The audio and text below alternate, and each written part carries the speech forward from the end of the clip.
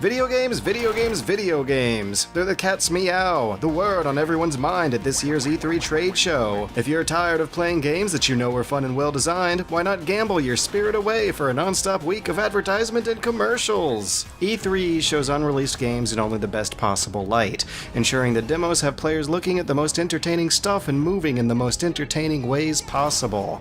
It shows products doing things they can't. It spreads information through carefully selected buzzwords and camera angles, and it strings along a core of easily manipulated fanboys for a ride that leads to inevitable disappointment. When marketing a game, it's not in the developer's best interest to show anything that looks less than something amazing, which is easily accomplishable in a closed remote environment where all you at home can really do is just watch their videos. The city and her song will be showing or playing. I remember feeling a little optimism after last year's more humble E3 showings, particularly with Nintendo's new formats, but this year's announcements threw humility back out the window to return to awkward, overblown fluff. After last year's E3, we also endured one of the most ominous years for AAA gaming ever. The few big games that released didn't just once again downgrade what was advertised at E3, but also ended up stunting the growth of an entire new console generation 2 years in. There is such a long, colorful history of E3 lies and deceptions that I can't trust any of it. In fact, the greater advertising efforts have an inverse effect on me by now. The bigger the promises, the bigger the skepticism. And we were shown a whole lot to be skeptical of. So let's start with the HoloLens.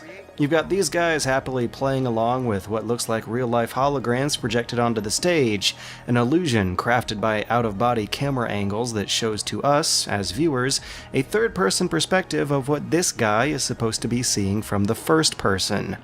Because the HoloLens doesn't make holograms. It's an augmented reality head-mounted display that pastes 3D digital images on top of a visual feed of real life, like the Sulon Cortex that I played with at GDC 2 years ago.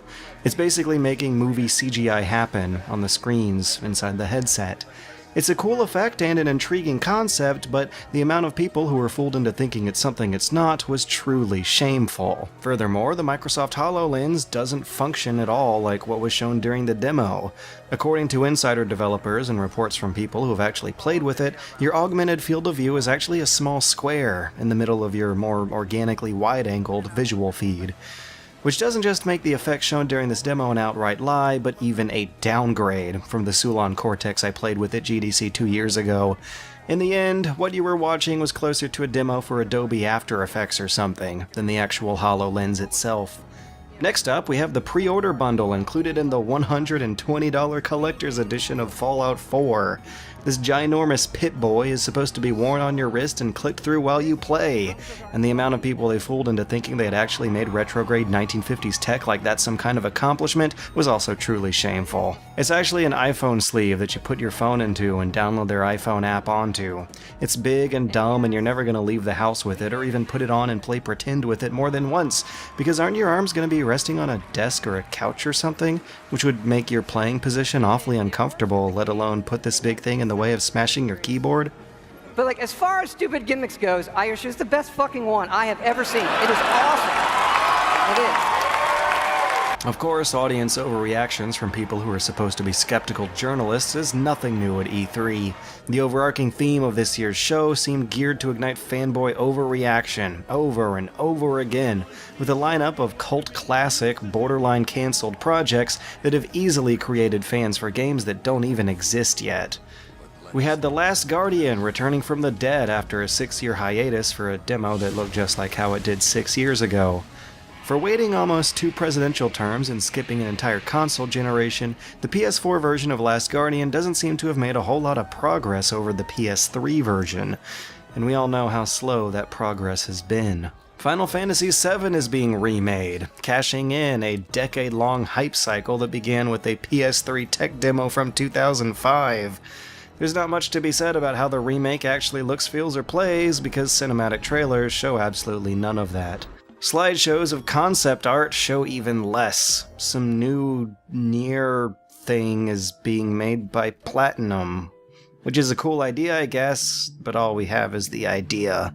Which is fine for these guys who know that's all it takes to generate sales from fans who need only to know if something is coming, not if it's any good or not. Sony took that idea to the next level by having those fans throw their money at them now. The Shenmue 3 Kickstarter felt fishy from the start. It was obvious. Having Kickstarter take stage space provided by the third biggest games publisher on the planet during the biggest gaming event on the planet was suspicious. Sony was clearly already invested in publishing this game, otherwise they wouldn't have taken time and space out of their show for it. The $2 million budget goal was even more suspicious.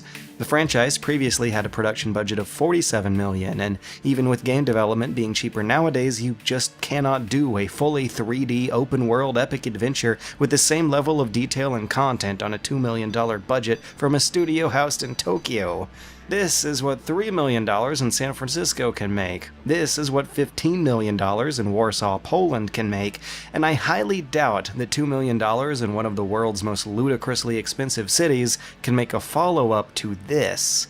The stretch goals were the most suspicious of all. Most of them were for subtitles, not even full dubs, let alone gameplay content.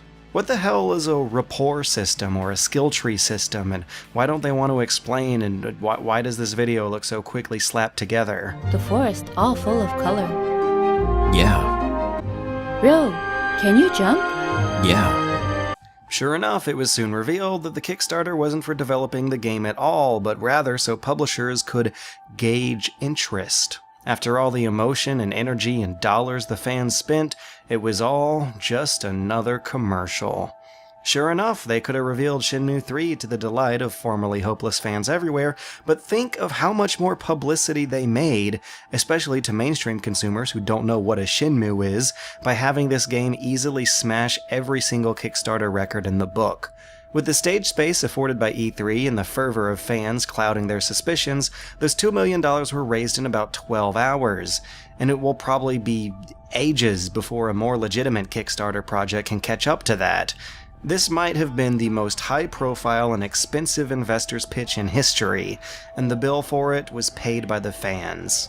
I hate to think of the implications of this. Of course, everyone will let Shenmue 3 get away with it. It's been the holy grail of incomplete game trilogies for almost 15 years and might actually could use this boost, but imagine if this sets a precedent. This year, E3 went back to going big or going home. Shoutouts to that guy who said, yeah, when Doom Guy ripped off a corpse's arm to scan its fingerprints. All these planted oohs and ahs seem to scream more over how much lovingly detailed Viscera was on the screen rather than actual fun gameplay. Is this game seriously going to stop in its tracks to play a 2-second cutscene every time you use the melee and chainsaw? Shoutouts to Aisha Taylor for pitching some dank memes. Do you have a meme you wanna pitch? Shoutouts to the Square Enix translator who fell asleep on his job. Shoutouts to the guy who sold those plastic Bethesda figurines for $300 after the show. A $300 handout for going to E3 sure sounds sweet, until you notice that that's like just a third of the travel expenses required to even be there.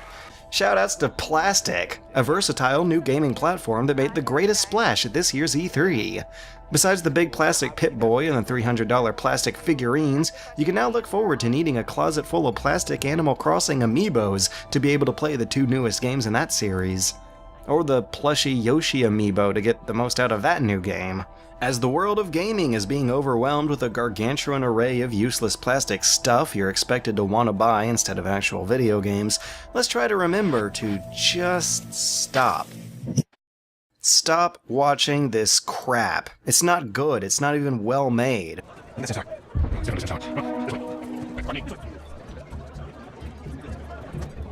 It's improvised together cringe-worthy commercials. We should come up with a meme really quickly for the show. Right now I'm pitching who kept the Christmas lights on during the apocalypse, but there's gotta be, and just Captain Picard, like, screaming that out. It's commercials for a whole lot of conspicuous consumption stuff that has nothing to do with what makes games interesting or fun. Now you can trust me, I've tried the new supers and they are delicious! Meanwhile, the cool-looking stuff that was shown, like the world-building features of Fallout 4, or the backwards compatibility for X-Bone, or the crazy style of Horizon and Gungeon and Death's Gambit, were all first impressions that would have been better spent where they actually mattered, when playing the game, in my house, in my hands. I'm professionally obligated to follow this stuff, but for anyone watching who's not involved in this business, you can still save yourself. You just might enjoy games better if you just black it all out, if you let them surprise you and come into them blind and just stop.